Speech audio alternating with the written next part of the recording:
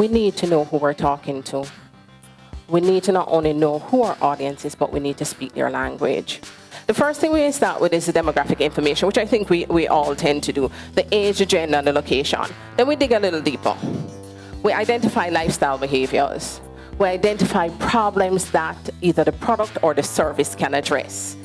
We delve now deeper into emotional desires, goals, aspirations, and fears. And we document the factors that make the target audience tick. And so we develop personas. I have 3 very basic personas here.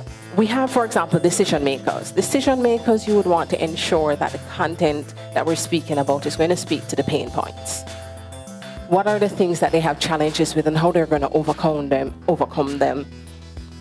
The influencers, what are the solutions? We have to be clear, we have to understand the behaviors of our target audience, particularly in the digital arena. For each of the personas, what experience we want them to have, where do we want them to go? They go to the landing page and, okay, they visit the website. What do we want them to do? Were we happy with them visiting the website? Did we want them to click or did we want them to read? Did we want them to actually purchase, if it was an online purchase?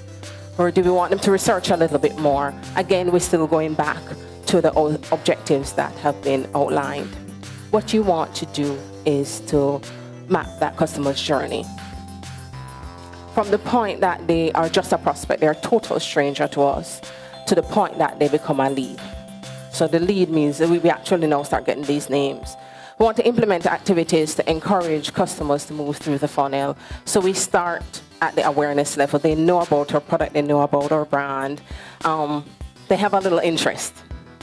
Then there's some kind of intention now. And so here we have that we're still during the marketing phase, and we're going to move now to the sales where we want to now close them, right? Because we're very clear on the objectives that we have. So they're now evaluating, they're probably comparing the products, and then we want to move them to purchase. Once they have now made that purchase and they become our customers, what we want to do is turn them into advocates for the organization, for the client. We move them through repeat purchases. We move them to becoming loyal, referral, and becoming advocates. So we take care of them. We spoil them. The other thing that we do with on any digital marketing campaign is we ensure that there's a call to action. You got to tell people what you want them to do. You know what you want them to do. They don't know what you want them to do. Do you want them to click something? You want them to tell a friend?